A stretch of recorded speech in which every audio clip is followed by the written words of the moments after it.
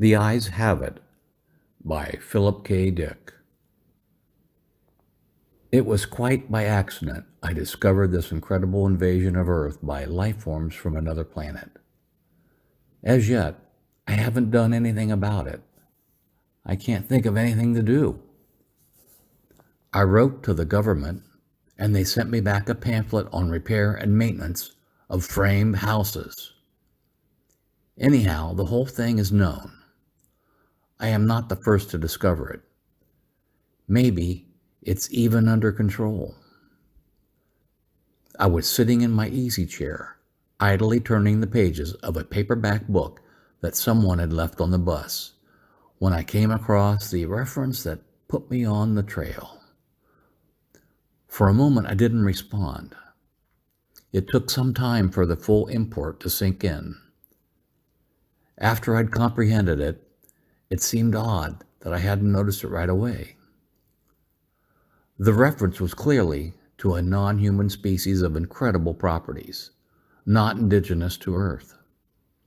A species, I hasten to point out, customarily masquerading as ordinary human beings. Their disguise, however, became transparent in the face of the following observations by the author. It was at once obvious the author knew everything, and was taking it in his stride. The line, and I tremble remembering it even now, read, his eyes slowly roved about the room. Vague chills assailed me. I tried to picture the eyes. Did they roll like dimes? The passage indicated not. They seemed to move through the air, not over the surface. Rather rapidly, apparently. No one in the story was surprised. That's what tipped me off. No sign of amazement at such an outrageous thing. Later, the matter was amplified. His eyes moved from person to person. There it was in a nutshell. The eyes had clearly come apart from the rest of him and were on their own.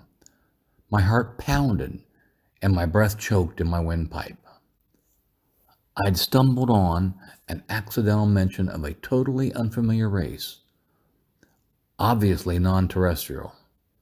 Yet, to the characters in the book, it was perfectly natural, which suggested that they belonged to the same species. And the author? A slow suspicion burned in my mind. The author was taking it too easily in his stride. Evidently, he felt this was quite a usual thing.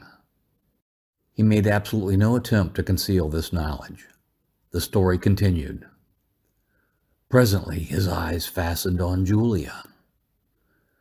Julia, being a lady, had at least all the breeding to feel indignant.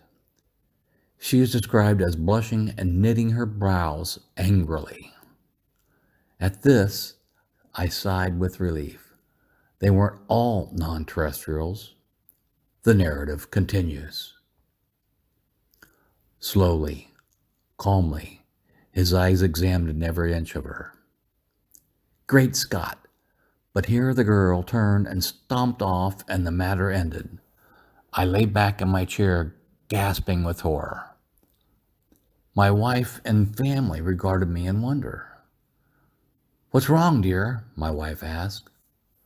I couldn't tell her. Knowledge like this was too much for the ordinary run-of-the-mill person. I had to keep it to myself. "Nothing," I gasped. I leaped up, snatched a book, and hurried out of the room. In the garage, I continued reading. There was more. Trembling, I read the next revealing passage. He put his arm around Julia. Presently, she asked him if he would remove his arm. He immediately did so, with a smile.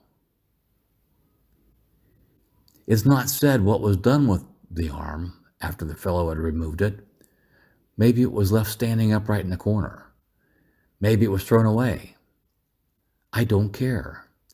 In any case, the full meaning was there, staring me right in the face.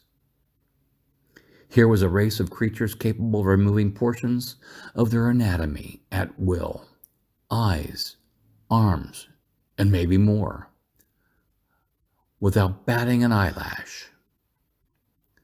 My knowledge of biology came in handy at this point. Obviously, they were simple beings, unicellular, some sort of primitive single-celled things. Beings no more developed than a starfish. Starfish can do the same thing, you know. I read on and came to this incredible revelation, tossed off coolly by the author without the faintest tremor. Outside the movie theater, we split up. Part of us went inside, part went over to the cafe for dinner. Binary fission, obviously, splitting in half and forming two entities. Probably each lower half went to the cafe, it being farther, and the upper halves went to the movies. I read on, hands shaking. I'd really stumbled onto something here. My mind reeled as I made out this passage. I'm afraid there's no doubt about it. Poor Bibney has lost his head again, which was followed by, and Bob says he utterly has no guts. Yet Bibney got around as well as the next person. The next person, however, was just as strange. He was soon described as totally lacking in brains. There was no doubt of a thing in the next passage. Julia, whom I thought to be one of the normal persons, revealed herself as also being an alien life form similar to the rest. Quite deliberately, Julia had given her heart to the young man. I didn't relate what the final disposition of the organ was, but I didn't really care. It was evident Julia had gone right on living in her usual manner, like all others in the book, without heart, arms, eyes, brains, viscera, dividing up into two when an occasion demanded, without a qualm.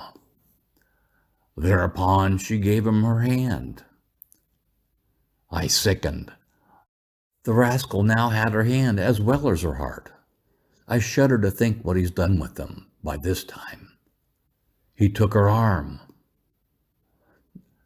Not content to wait, he had to start dismantling her on his own. Flushing crimson, I slammed the book shut and leapt to my feet, but not in time to escape one last reference to those carefree bits of anatomy whose travels had originally thrown me back on track. Her eyes followed him all the way down the road and across the meadow. Rushed from the garage and back inside the warm house, as if the accursed things were following me. My wife and children were playing Monopoly in the kitchen. I joined them and played with frantic fervor, brow feverish, teeth chattering. I had had enough of the thing. I want to hear no more about it. Let them come on. Let them invade Earth. I don't want to get mixed up in it. I have absolutely no stomach for it. The end.